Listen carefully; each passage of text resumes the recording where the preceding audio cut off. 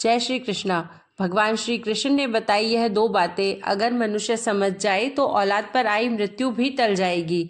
तो चलिए जानते हैं, पर उससे पहले अगर आपको वीडियो पसंद आए तो वीडियो को लाइक करें और चैनल को सब्सक्राइब ज़रूर करें। तो चलिए अब कथा आरंभ करते हैं। एक बार की बात है, भगवान श्री कृष्ण गोकुल में राजभवन में विश्राम कर रहे थे।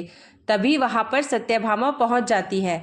सत्यभामा को देखकर भगवान श्री कृष्ण कहते हैं, हे देवी, आइए, आपका स्वागत है। आज आपका किस प्रयोजन से आगमन हुआ है? तब सत्यभामा कहती है, हे प्रभु, मेरे मन में एक प्रश्न उठ रहा था, सो इसी के उत्तर को प्राप्त करने हेतु आई हूँ। तब भगवान श्री कृष्ण कहते हैं, हे देवी सत्यभामा, आपके मन में जो भी प्रश्न है आप निसंकोच होकर पूछ लीजिए। आपके प्रश्नों का उत्तर हम अवश्य देंगे।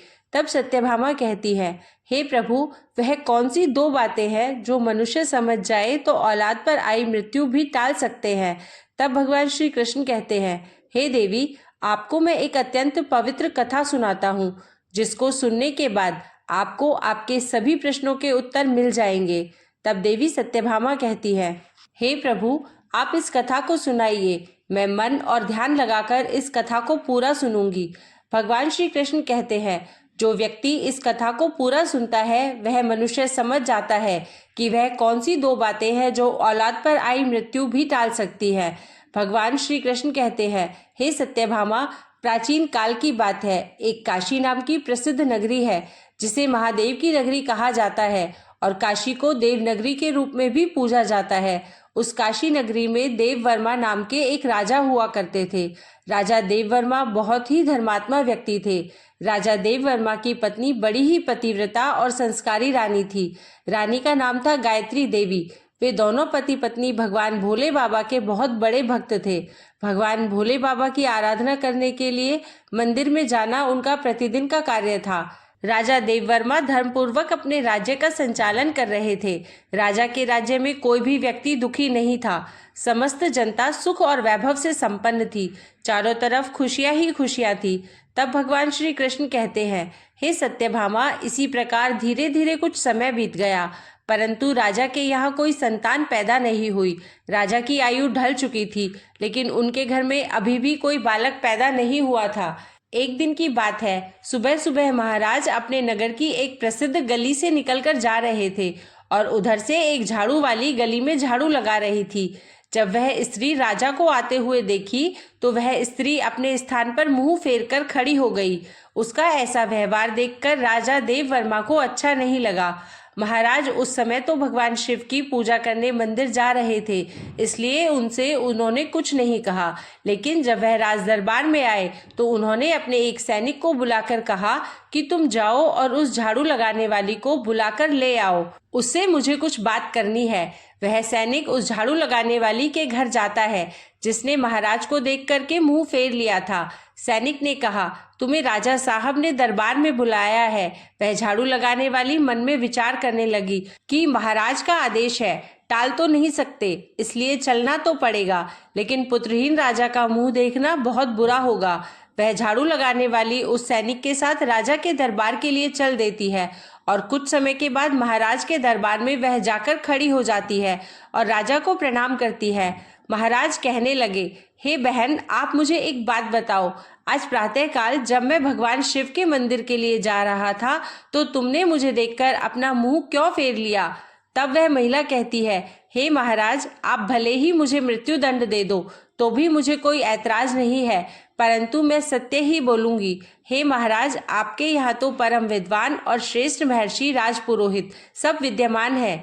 अगर मैं गलत बोलूं तो आप उनसे पूछ लीजिएगा। सुबह सुबह आपका कोई मुंह देख लेता है तो उसका पूरा दिन खराब हो जाता है, क्योंकि आप संतानहीन राजा हैं। इसलिए मैं आपको देख करके अपना मुंह फेर लिया था।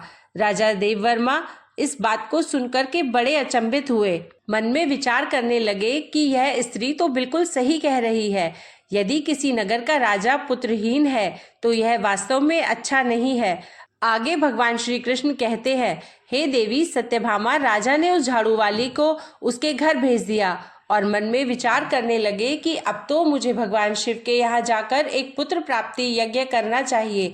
ऐसा विचार करके राजा अपने महल में आए और अपनी महारानी से कहने लगे कि हे रानी, हमारे नगर के लोगों को हमारा मुंह देखने से बहुत तकलीफ होती है, क्योंकि हम संतानहीन हैं, हमारी कोई संतान नहीं है। चलिए भगवान शिव के दरबार में चलते हैं और भगवान भोलेनाथ से आराधना करेंगे कि वह हमें एक पुत्र प्रदान करे। भगवान श्री कृष्ण कहते हैं, हे देवी, यही विचार करके देववर्मा और रानी दोनों भगवान शिव के मंदिर में जाते हैं और वहां जाकर उन्होंने पुत्र प्राप्ति यज्ञ का आयोजन किया। अब राजा रानी के पुत्र प्राप्ति यज्ञ करने पर भी संतान उत्पन्न ना हुई। राजा का पुत्र प्राप्ति यज्ञ भी निष्फल हो गया। इधर जो यज्ञ करने वाला पंडित था वह भी यह जानकर बड़ा चिंतित हुआ कि आज तक मैंने जितने भी यज्ञ करवाए हैं कोई भी यज्ञ निष्फल नहीं गया है। लगता है राजा का भाग्य ही खोटा है। राजा के भाग्य में भगवान ने कोई संतान लिखी ही नहीं है, इसलिए तो पुत्र प्राप्ति यज्ञ निष्फल हो गया। श्री कृष्ण कहते हैं, हे देवी सत्यभामा, राजा देववर्मा भी बड़ा धैर्यवान था। इस बात से राजा बिल्कुल भी विचलित नहीं हुआ। राजा बड़ा ही धैर्य धारण करने वाला था। उसने अपने मंत्री से कहा, मंत्री जी, आप मेरी अनुपस्थिति में राज्य का संचालन करो, मैं अब भगवान शिव की आराधना करूंगा। ऐसा निश्चय करके राजा भगवान शिव के मंदिर में बैठकर उनकी तपस्या करने लगते हैं और इस तरह से धीरे धीरे तपस्या करते हुए राजा को 1 साल गुजर जाता है। इधर भगवान शिव भी सोचने लगे कि मुझे अब इस भक्त के पास जाना चाहिए। कुछ समय बाद भगवान शिव नंदी के साथ में राजा के सामने प्रकट होते हैं और कहने लगते हैं, हे राजन, मैं तुमसे अति प्रसन्न हूँ, वरदान मांगो, तुम मुझसे क्या वरदान चाहते हो? राजा ने कहा, हे प्रभु, आप तो अंतर्यामी हैं, सबके मन की बात जानते हैं।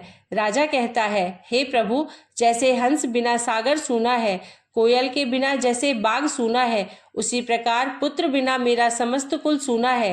राजा की बात सुनकर भगवान शिव बोले, हे राजन, वैसे तो तुम्हारे भाग्य में 7 जन्मों तक कोई संतान नहीं है, परंतु तुमने मेरी आराधना की है, मैं इसलिए तुम्हें एक पुत्र प्रदान कर रहा हूँ। लेकिन ध्यान रखना, उस पुत्र की आयु मात्र 25 वर्ष होगी। 25 वर्ष तक वह तुम्हें पुत्र का सुख देकर पुनः अपने स्थान को लौट जाएगा। राजा ने सोचा, चलो 25 वर्ष ही सही, कम से कम संतानहीन होने का कलंक तो मिट जाएगा। राजा ने कहा, जो भी हो प्रभु, आप मुझे पुत्र प्रदान कर दीजिए। दोस्तों, उसी समय भगवान भोले बाबा ने अपने एक गण को बुलाया और उससे कहा कि तुम जाओ, 25 साल के लिए इस राजा के पुत्र के रूप में जन्म ले लो। राजा मंदिर में से भगवान भोले बाबा का वरदान लेने के बाद वापस अपने महल में लौट जाते हैं और वह सूचना अपने राजपुरोहित और महारानी को सुनाते हैं कि भगवान भोले बाबा ने मुझे वरदान दे दिया है, अब हमारे घर में बहुत जल्द पुत्र प्राप्त हो जाएगा। भगवान श्री कृष्ण कहते हैं, हे देवी सत्यभामा, अब धीरे धीरे समय व्यतीत हुआ और भगवान भोले बाबा के वरदान के अनुसार रानी गायत्री देवी गर्भ धारण करती है। यह देखकर राजा के घर में खुशी की लहर दौड़ जाती है। राजा बहुत प्रसन्न होते हैं। समय के अनुसार भगवान भोले बाबा के उस महान गण ने राजा के पुत्र के रूप में जन्म ले लिया। यह देखकर राजा और रानी बड़े प्रसन्न हुए।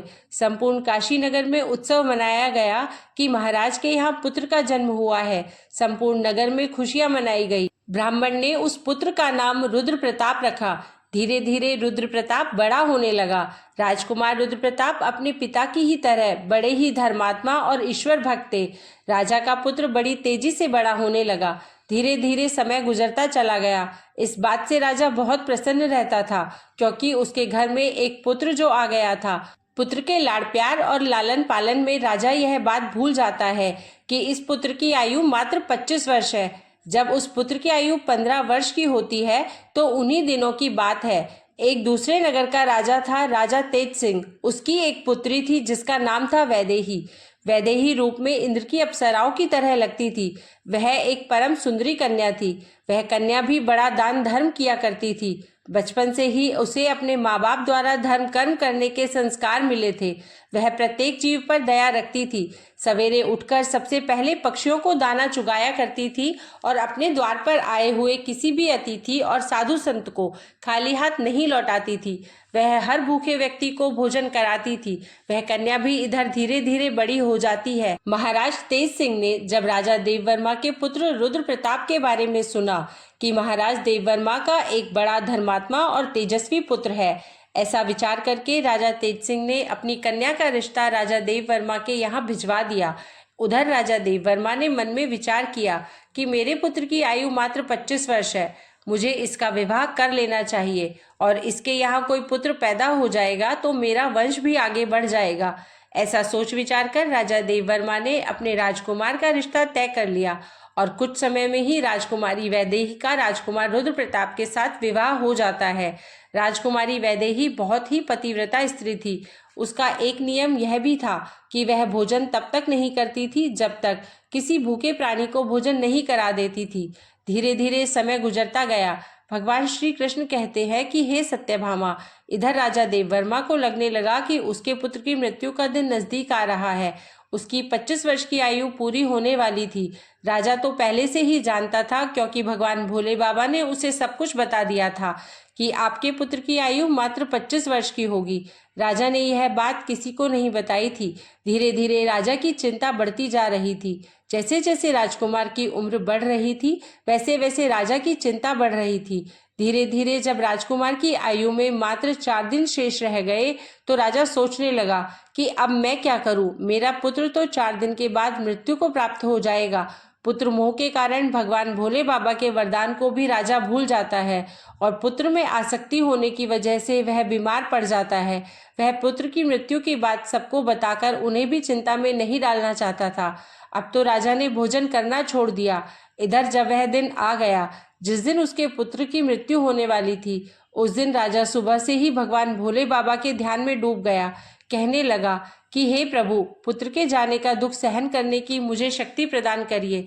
विधि के लिखे को तो कोई नहीं बदल सकता। जो होना है वह तो होकर ही रहेगा। उस राजकुमार की जो नवविवाहिता पत्नी थी, वह प्रतिदिन भूखे को भोजन कराया करती थी, पक्षियों को दाना चुगाया करती थी। रोज की तरह उस दिन भी वह अपने धर्म कर्म में लगी हुई थी। इधर यमलोक में यमराज ने देखा कि आज राजकुमार रुद्र प्रताप की मृत्यु का दिन है, तो यमराज तुरंत अपने 2 दूतों को आदेश दे देते हैं कि जाओ, अब से 1 घंटे के बाद तुम्हें राजकुमार रुद्र प्रताप के प्राण उसके शरीर से निकाल कर लाने हैं। राजकुमार रुद्र प्रताप के प्राण तुम ऐसे नहीं निकाल सकते। इसके लिए तुम्हें एक सर्प के पास जाना होगा और उस राजकुमार की मृत्यु के लिए उसे प्रेरित करना होगा, क्योंकि उस राजकुमार की मृत्यु सर्प के डसने से ही होगी। कोई सर्प उसे डसेगा तभी हम उसके प्राण हर सकते हैं। यमराज ने अपने दोनों दूतों से कहा कि जाओ और शीघ्रता से अपना काम करो और 1 घंटे के अंदर ही उसके प्राणों को लेकर आना है। यमराज की आज्ञा पाते ही 2 यमदूत राजकुमार रुद्र प्रताप के प्राण लेने के लिए चल दिए और उधर यमराज की माया से प्रेरित होकर एक सर्प मन में विचार करने लगा कि आज मुझे राजमहल में प्रवेश करना चाहिए और राजमहल में मुझे घूमकर देखना चाहिए। अब तो वह सर्प घूमता घूमता चला जा रहा था और वह राजा के राजमहल में प्रवेश कर गया। अब वह सर्प तो यमराज से प्रेरित था, इसलिए घूमता हुआ वह राजकुमार के बिस्तर के पास पहुंच जाता है। जहां राजकुमार सोता था वहां जाकर राजकुमार के बिस्तर के पास बैठ जाता है।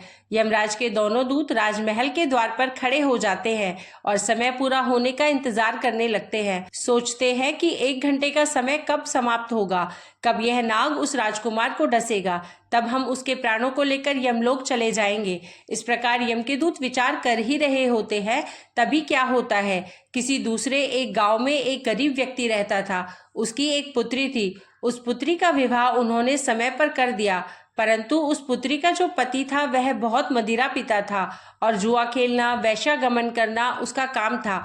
इसलिए वह उस गरीब दंपत्ति की पुत्री को हमेशा परेशान किया करता था, उसको मारता पीटता था, उसे घर से निकालना चाहता था। उस गरीब दंपत्ति की पुत्री वहां अपने पति के साथ कुछ समय तक रही। उसके बाद वह गर्भ धारण करती है और एक दिन वह अपने पति की मारपीट से तंग आकर अपने पिता के घर चली जाती है। उस लड़की का पिता बूढ़ा हो चुका था, इसलिए उसकी कुछ कमाई नहीं हो पाती थी। वह बेचारा भी भीख मांगकर खाता था। भीख मांगता और तीनों प्राणियों का पेट पालन पोषण करता था। इधर जब 9 माह का समय पूरा हुआ तो उसकी पुत्री ने एक पुत्र को जन्म दिया और पुत्र को जन्म देने के बाद उसे बहुत तेज भूख लगी और भोजन की आवश्यकता पड़ी, क्योंकि जो प्रसव काल की भूख होती है वह बहुत तेज होती है। अब वह अपने पिता से भोजन मांगती है। वह बेचारा गरीब ब्राह्मण भोजन लेने के लिए आसपास के गांव में चला जाता है, लेकिन उसके रोज रोज मांगने के कारण उसको लोग भीख भी नहीं देते हैं और उस गरीब को कोई भी खाने को भोजन नहीं देता है। उधर उस लड़की की भूख उसे बहुत बेचैन करती जा रही थी, तो वह लड़की अपने पिता से कहने लगी, पिताजी, मैं भूख के मारे मरी जा रही हूँ। बिना भोजन के 3 दिन हो चुके हैं। तुम्हें कुछ भीख में मिला हो तो मुझे खाने को दे दो, नहीं तो मैं मेरे बच्चे को ही खा जाऊंगी। तब वह बूढ़ा आदमी कहता है कि हे पुत्री, तुम इस पुत्र को मत खाना, मैं आज कोशिश करता हूँ। मैं अभी भोजन मांगने के लिए कहीं जाता हूँ, अगर कहीं से कुछ मिल जाता है तो मैं तुम्हें लाकर दे दूंगा। आज मैं काशीनगर में जाऊंगा, वहाँ के जो राजा है उनके द्वार पर जाकर उनसे कुछ मांगूंगा। यदि कुछ खाने को मिला तो मैं तुम्हें लाकर अवश्य दूंगा। ऐसा विचार करके वह बूढ़ा पिता चल देता है। और इधर जो राजकुमार की धर्मपत्नी वैदेही थी, वह रोजाना गरीबों को भोजन करवाती थी। उस दिन महाराज तो बीमार पड़े थे, क्योंकि पुत्र मोह के कारण वह अपने कक्ष में पड़े हुए थे, इसलिए आज उसने गरीबों को कोई भोजन तो नहीं कराया, परंतु उसने अपने पति के लिए जो भोजन बनाया था उसमें कई प्रकार के व्यंजनों से और पकवानों से सजा करके भोजन का थाल सजाकर उसने रख दिया था कि उसके पति आएंगे तो वह उन्हें भोजन करा देगी। लेकिन इतने में ही वह बूढ़ा आदमी उसके द्वार पर पहुंच जाता है। इधर राजकुमार रुद्र प्रताप की पत्नी वैदेही को द्वार पर खड़ा वह दीनहीन वृद्ध आदमी दिखाई दे जाता है और उस बूढ़े को देख करके उसे दया आ जाती है। बूढ़े आदमी ने उसकी तरफ देखा तो कहने लगा, हे बेटी, यदि मुझे इस समय कुछ भोजन मिल जाए तो तुम्हारा बड़ा एहसान होगा। रानी ने देखा कि यह कोई गरीब आदमी है जो मुझसे भोजन मांग रहा है। यह भोजन तो मैंने अपने पति के लिए बनाया है, अगर यह भोजन मैं इसे दे दूंगी तो मेरा पति क्या खाएगा। फिर उसने सोचा कि मेरे पति तो अभी आए भी नहीं है, वह अपने बीमार पिता के पास बैठे हैं, तब तक मैं यह भोजन इस बेचारे गरीब व्यक्ति को दे देती हूँ।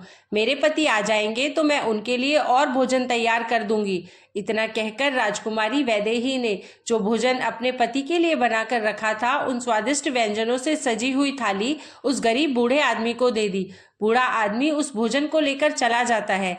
वह बड़ी शीघ्रता से चलता हुआ और भोजन को लेकर के अपने घर आ जाता है, क्योंकि उसकी पुत्री 3 दिन से भूखी थी। और उधर क्या होता है, जो राजा का पुत्र था, अपने पिता की देखभाल करने के बाद, उनको वैद्य को दिखाने के बाद राजा के कक्ष से निकलकर अपने कक्ष की ओर जाने लगता है। उसके महल के द्वार पर 2 यमदूत तैयार खड़े थे और वह नाग उसको डसने के लिए उसके बिस्तर पर बैठा हुआ था। उधर उस वृद्ध ने वह भोजन ले जाकर अपनी पुत्री को दे दिया। तब भगवान श्री कृष्ण कहते हैं, हे देवी सत्यभामा, आप यह ध्यान रखें कि किसी भी विपत्ति को टालने के लिए आपको एक संकेत मात्र मिलता है, और यदि आप उस समय को पहचान गए, उस संकेत को समझ गए, तो बड़ी से बड़ी विपत्ति भी टाली जा सकती है। राजकुमार ने अपने कक्ष में जाने के लिए जब सीढ़ियों पर पैर रखा तो उसे छींक आ गई। उधर उसका निर्धारित समय पूरा होने वाला था। यम के दूत बड़े उतावले हो रहे थे कि 1 घंटे का समय पूरा होने वाला है, उसमें कुछ ही क्षण शेष बचे हैं। साथ ही साथ उधर वह नाग गुस्से में बैठा हुआ उसके आने का इंतजार कर रहा था कि वह राजकुमार आएगा और उसे मैं डस लूंगा। उधर उस बूढ़े आदमी ने भोजन ले जाकर अपनी बेटी को दे दिया।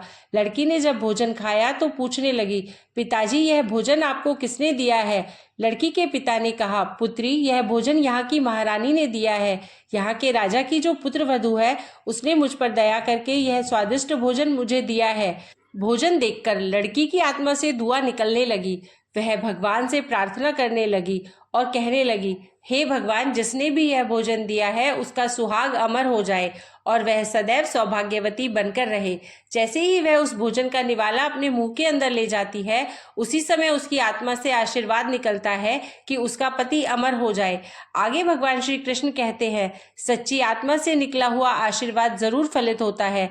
अब इधर लड़की का आशीर्वाद भगवान के पास पहुंच जाता है। देवों के देव महादेव के पास पहुंचता है तो भगवान भोले बाबा का सिंहासन हिल गया कि यह क्या हुआ, मेरा सिंहासन क्यों हिल रहा है। भगवान भोले बाबा मन में विचार करने लगे कि दुनिया में ऐसा क्या घटित होने वाला है। उन्होंने तुरंत नारद मुनि को बुलाया और नारद से कहा कि हे नारद मुनि, देख करके आओ, तीनों लोकों में क्या घटित होने वाला है। नारद ने जब देखा तो सब समझ में आ गया। उन्होंने जाकर के भगवान भोले बाबा से कहा, हे प्रभु, एक विचित्र घटना घट रही है। राजा देववर्मा के पुत्र की मृत्यु का समय आ गया है। यमदूत दरवाजे पर खड़े हैं। नाग उसके बिस्तर में फन फैलाए बैठा है। राजकुमार सीढ़ियों पर चढ़कर ऊपर जा रहा है। जैसे ही वह अपने बिस्तर पर जाकर बैठेगा, नाग उसे डस लेगा और उधर वह उस बूढ़े आदमी की पुत्री, जो राजकुमारी को आशीर्वाद दे रही है, उसकी आत्मा से आशीर्वाद निकल रहा है कि उसका सुहाग अमर हो जाए। हे भगवान, यह कैसा विचित्र संयोग है। एक तरफ मौत लेने को खड़ी है, दूसरी तरफ आशीर्वाद उसकी लंबी उम्र की प्रार्थना कर रहा है। अब तो दान की शक्ति और मौत में टक्कर हो गई।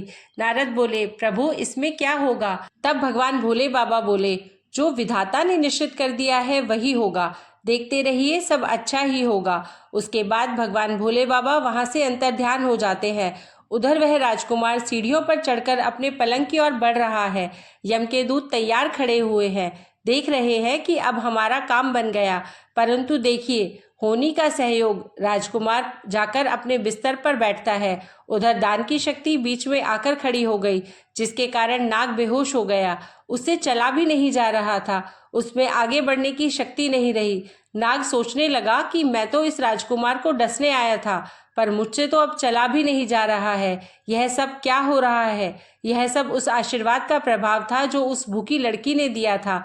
भगवान श्री कृष्ण कहते हैं, हे देवी सत्यभामा, जब श्राप लग जाता है तो आशीर्वाद भी लगता है।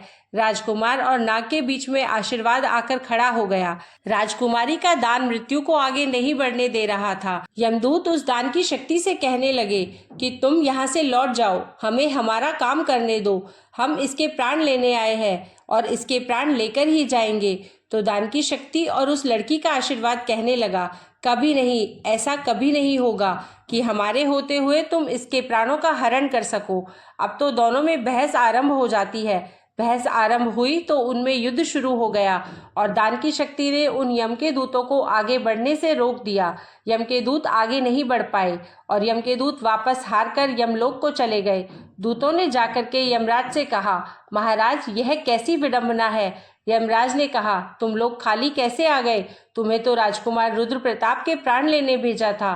तभी यमदूत कहते हैं, हे स्वामी, उसके प्राणों को लाने में दो बड़ी बाधाएं बीच में खड़ी हैं। उनके आगे हमारा कोई जोर नहीं चल पाया। यमराज ने कहा, ऐसी कौन सी बाधाएं हैं जो मृत्यु के मार्ग में रोड़ा बन रही है। दोनों यमदूतों ने बताया, हे स्वामी, एक तो दान की शक्ति है और दूसरी आशीर्वाद की शक्ति।